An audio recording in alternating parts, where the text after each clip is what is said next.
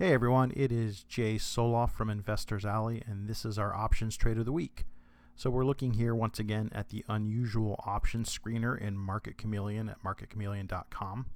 And so what I'm looking for are options that have traded significantly more than what they normally trade. So it doesn't have to be an option that doesn't trade that much. It could be an option that trades all the time, but just trades significantly more than even what its normal average is.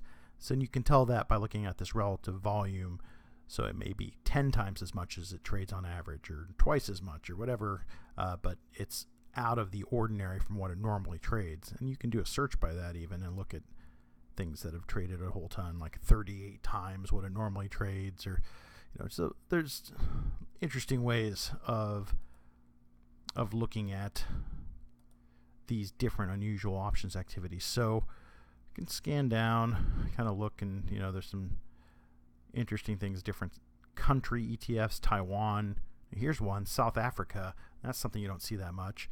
It only traded 2,500, but that's over 16 times what it normally trades. So, and you can see also 99% of those were put. So a lot of put activity normally would be a bearish indicator in the South African ETF that doesn't normally trade all that much, at least in terms of options. So if we click on that, kind of look here, this is the options chain, and we can look at the most active options.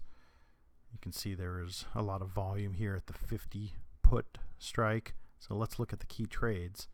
And sure enough, here is a October 18th. So that's only a week away. 1,500 puts. So for something that doesn't trade that much, 1,500 is a big, it's a large order. So let's look at the details of that. And you can see with the stock at 50.5, someone bought the 1 week puts that are at the money, basically the 50 puts, for about 55 cents. So this could have been a closing trade. You can see the open interest was 15.50. So this could have been a closing trade. It's possible, or it could be a new trade. We don't know for sure. There wasn't any other action in this particular strike. So this could have been something where this was a hedge that someone is gonna eventually roll out. It could have been a trade that didn't work out, or it did work out and they're just closing it. So that sort of thing you have to kind of do your own analysis and kind of figure out.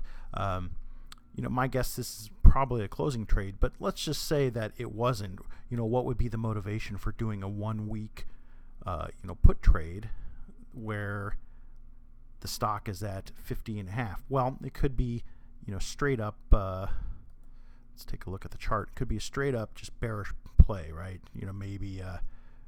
Maybe the stock looks like it is about to drop from a technical standpoint or something. So if we look at like a 5-day chart, you can see it did kind of shoot up here recently, the last couple of days. So maybe someone thinks that it's going to go back in line to where it has been, and this is just an anomaly.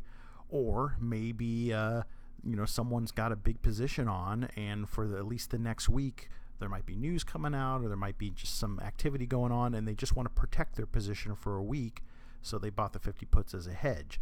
So different ways to look at this. Could be a speculative move that it's going to come back and close, maybe like fill, like this. If you look at a different chart, this may be a gap, and maybe they're betting it's going to fill the gap in the next week. Again, maybe it's a protective trade that there's some news coming out next week, and someone wants to make sure they don't lose any money on their stock position in EZA if it goes below 50. So it could be a hedge.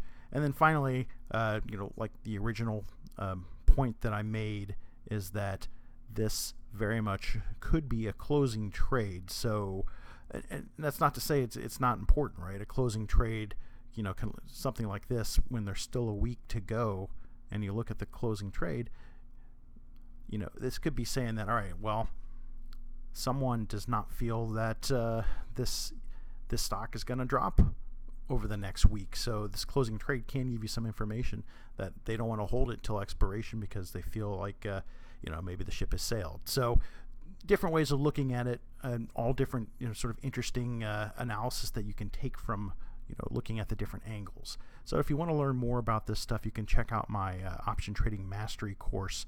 There's a link on this page, and it's a 11 courses, about 5-6 hours, and I'll be adding to that over time. So some material, if you're interested in learning more about options, it's a great source of educational material.